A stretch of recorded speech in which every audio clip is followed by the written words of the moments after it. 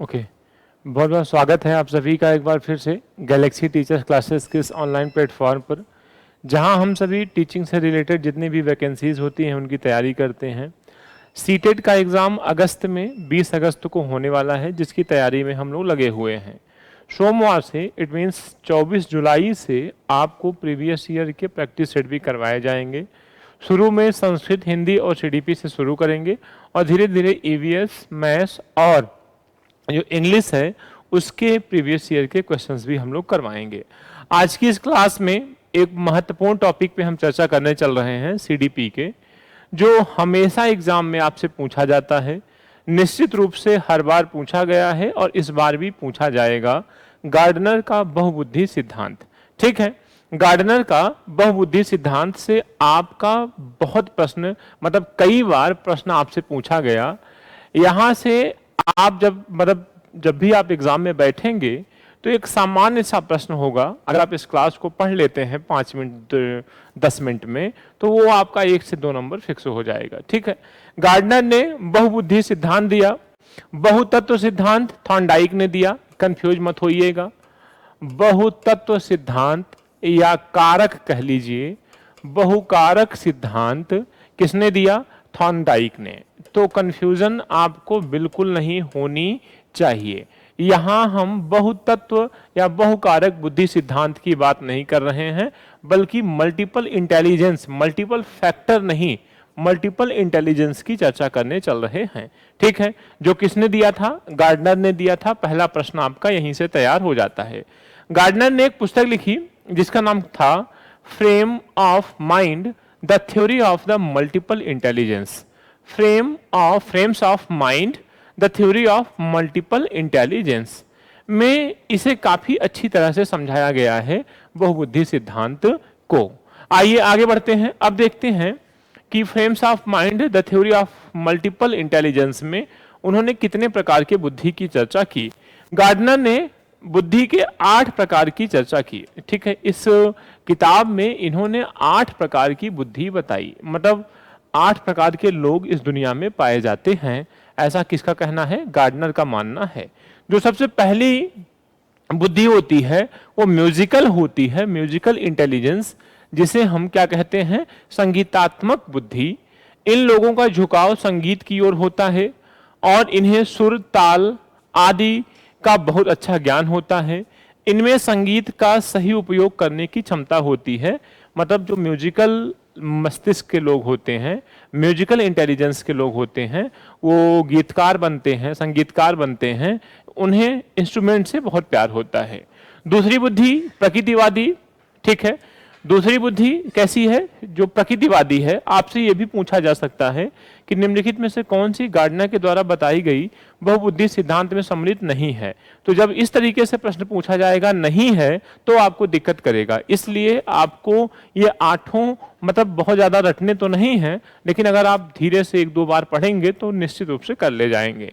तो पहला जो है वो है संगीतात्मक, दूसरा है प्रकृतिवादी। इस बुद्धि वाले व्यक्ति प्रकृति के प्रति बहुत संवेदनशील होते हैं, पेड़ पौधों से, जीव जंतुओं से बहुत प्यार करते हैं, इन्हें नेचुरलिस्टिक होना बहुत अच्छा लगता है। ठीक है, तो 2 बुद्धि हो गई। अब हम तीसरे की बात करते हैं जो बहुत ही जरूरी है। एक है अंतः व्यक्ति और एक होता है अंतर व्यक्तिक। अभी आगे पढ़ेंगे। ठीक है, यहां हम अंतः व्यक्ति पढ़ रहे हैं, इंटरपर्सनल, इंट्रापर्सनल होगा। ठीक है, TRA, यहां पे इंट्रापर्सनल होगा, अंतः व्यक्ति, और एक होता है इंटरपर्सनल, जिसे हम अंतर व्यक्तिक बोलते हैं। ठीक है, अंतर व्यक्तिक बोलते हैं। ऐसे बुद्धि के व्यक्ति गहरी सोच वाले होते हैं। वह अपनी निजी भावना, अभिप्रेरणा या इच्छाओं को जानकर उस ज्ञान को दूसरे व्यक्तियों के साथ अंतःक्रिया का मतलब होता है जुड़ना, एक दूसरे से जुड़ना। एक लाइन में अगर आप समझना चाहते हैं कि ये कैसी बुद्धि वाले व्यक्ति हैं, तो जो स्वयं को या खुद को बहुत बढ़िया से पहचानते हों, अपने आप को बहुत अच्छे से जानते हों, ऐसे मतलब लोगों में अंतः व्यक्तिक बुद्धि होती है, इंट्रापर्सनल बोलते हैं, इंटरपर्सनल नहीं। ठीक है, चौथा हमने क्या देखा? शारीरिक गति, शारीरिक गति संवेदिक। ऐसे लोग प्लेयर बनते हैं, जैसे विराट कोहली को आप देख लीजिए, जिम्नास्टिक होते हैं, मतलब स्पोर्ट्स से उनको बहुत प्यार होता है, अपने शरीर से उन्हें बहुत प्यार होता है, हमेशा स्पोर्टी लुक में दिखते हैं। कौन से व्यक्ति? जिनके पास चौथी प्रकार की बुद्धि होती है, शारीरिक, गति, संवेदिक। ठीक है, देखिए मांसपेशियों के कौशल का उपयोग करके पूरे शरीर या किसी भाग में लचीलापन बनाने वाला व्यक्ति, व्यायाम करने वाला व्यक्ति, मतलब स्पोर्टमैन आप सीधे सीधे कह सकते हो। अब हम पांचवें बुद्धि की तरफ चल रहे हैं, टोटल हमें 8 पढ़ना है। अंतर व्यक्तित्व बुद्धि, व्यक्तिक, ठीक है, अंतर व्यक्तिक बुद्धि, व्यक्तिक, ठीक, इंटरपर्सनल इसे हम क्या बोलते हैं? इंटरपर्सनल, अंतर व्यक्तिक।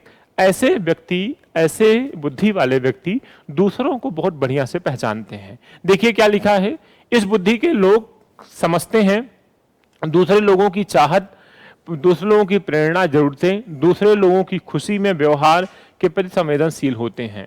मतलब जो अपने आप को पहचाने उसे अंतः व्यक्तिक बोलेंगे, जो खुद को पहचाने, और जो दूसरों को कायदे से पहचान लेता है उसे हम अंतर व्यक्तिक बोलते हैं। तो ये खुद को पहचानने वाला है और ये दूसरों को पहचानने वाला होता है। ऐसा कौन कह रहा है? गार्डनर कह रहा है, पांचवें प्रकार की बुद्धि में। छठवीं देखिए, विजुअल, बेसिक जिसे कहते हैं, इसे हम स्थानिक भी कहते हैं। इसमें पूरी चीजें नहीं लिखवाई गई हैं। इसे हम स्थानिक भी कहते हैं, विजुअल भी कहते हैं, बेसिक भी कहते हैं। क्या विशेषता होती है ऐसे बुद्धि वाले व्यक्तियों की? आइए उसको देखते हैं। ऐसे व्यक्ति वस्तुओं और स्थान, आयामों को याद रखने में सक्षम होते हैं। मतलब कहीं घूमने जाते हैं तो उनको रास्ते बहुत जल्दी याद हो जाते हैं, किसी वस्तु के बारे में बहुत अच्छे से नॉलेज रख लेते हैं। मतलब उनकी जो याददाश्त होती है वो घूमने के प्रति, किसी स्थान पे जाने के प्रति बहुत ज्यादा सचेत होती है, उसके जानकार वो बहुत अच्छे से होते हैं। ठीक है, आसानी से देश की जानकारी अपने दिमाग में रख सकते हैं। देश कहने का मतलब स्थान की जानकारी आसानी से अपने मस्तिष्क में सेव कर लेते हैं। ठीक है, ये बेसिक बुद्धि वाले हो गए। बचे 2 और हमारे, एक भाषागत, जैसे लेखक लोग हो गए और कवि हो गए, इनकी भाषा पे पकड़ बहुत अच्छी होती है।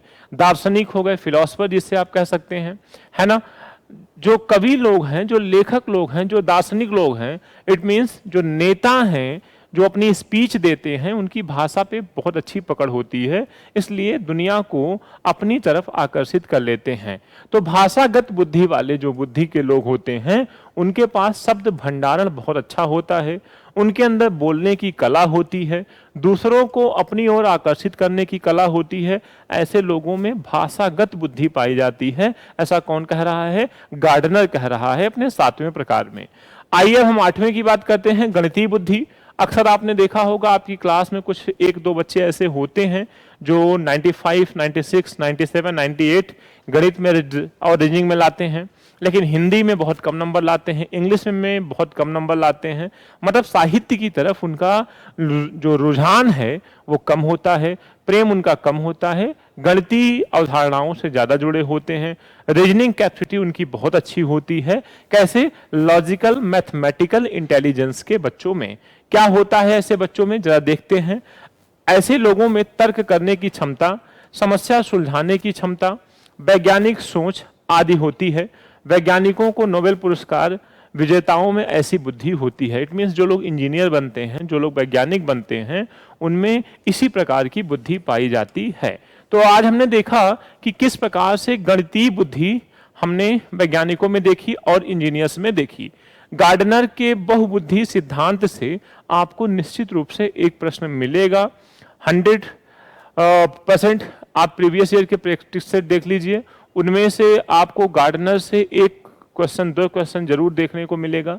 इसी तरीके से 20 अगस्त को होने वाले एग्जाम में गार्डनर के बहुबुद्धि सिद्धांत से 1 प्रश्न या 2 प्रश्न आपको देखने को मिलेगा। और आई होप अगर आप इस क्लास को 2, 4, 5 मिनट की जो क्लास थी हमारी, उसको ध्यान से देखे होंगे तो समझ में आ गया होगा और आपका क्वेश्चन सही होगा।